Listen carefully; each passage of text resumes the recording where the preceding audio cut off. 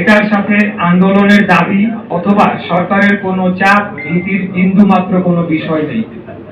বরঞ্চ অন্তর্বর্তীকালীন সরকার জনগণের সকল আশা আকাঙ্ক্ষা, ন্যায্য দাবি এবং আইন আদালতকে পরোয়া না করে দিনের পর দিন জনদুর্ভোগ সৃষ্টি করে রাখে। এই দুর্ভোগ নিরসনে জনস্বার্থের কথা চিন্তা করে আমরা সবাইকে নিয়ে সকল জরুরি সেবা চালু রাখি।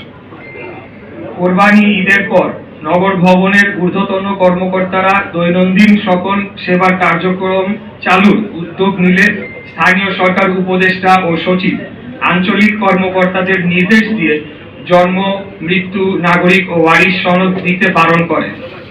জানা যায়, জনগণকে সুবিধা বঞ্চিত করে এর দায় আন্দোলনকারীদের উপর চাপিয়ে দেয়ার কুচক্রান্ত বাস্তবায়ন করতে চেয়েছিলেন তারা। সেই চক্রান্ত রুখে দিতে কর্মবিরতি তুলে নগর ভবন উন্মুক্ত ও আঞ্চলিক কার্যালয় সচল করা হয়েছে।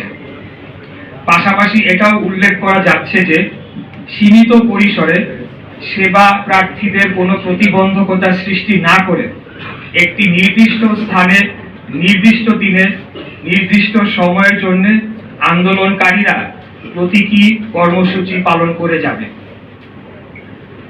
এবার আমি আসতে চাচ্ছি সম্প্রতি স্থানীয় সরকার উপদেষ্টা আসিফ মাহমুদের একটি সাক্ষাৎকার একটি বেসরকারি টিভি চ্যানেলে বহুল প্রচারিত হয়েছে এবং সেখানে বেশ কয়েকটি কথা বলা হয়েছে। সেই বিষয়ে আমি কিছু তার প্রতি উত্তর দিতে চাই। একটি বেসরকারি চ্যানেলে সাক্ষাৎকার দিয়ে স্থানীয় সরকার উপদেষ্টা আসিফ মাহমুদ অত্যন্ত আপত্তিকর কিছু কথা বলেছেন। আসিফ বলেছে, বিএনপির এক নেতার ইন্ধনে ইশরাকের আন্দোলন হয়েছে। এই বক্তব্যের মধ্য দিয়ে হাজার হাজার ঢাকার ভোটারদের চরম অপমান। আরেকটা কথা বলেছে, ইশরাককে মিসগাইড করা হয়েছে।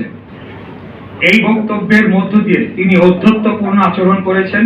তিনি অন্যদের চেয়ে নিজেকে শ্রেষ্ঠ এবং আমাকে ব্যক্তিগতভাবে চরমভাবে হেয় করেছেন। নিন্দা ও প্রতিবাদ জানাচ্ছি। ঢাকার অধিবাসীদের প্রতি চরম অবমাননা করে এই বক্তব্যের জন্য তাকে ক্ষমা চাওয়ার দাবি জানাচ্ছি। কুমিল্লার একটি উপজেলার জনৈক বিএনপি নেতা, আমি নাম উল্লেখ করছি না, প্ররোচনা দিয়েছেন।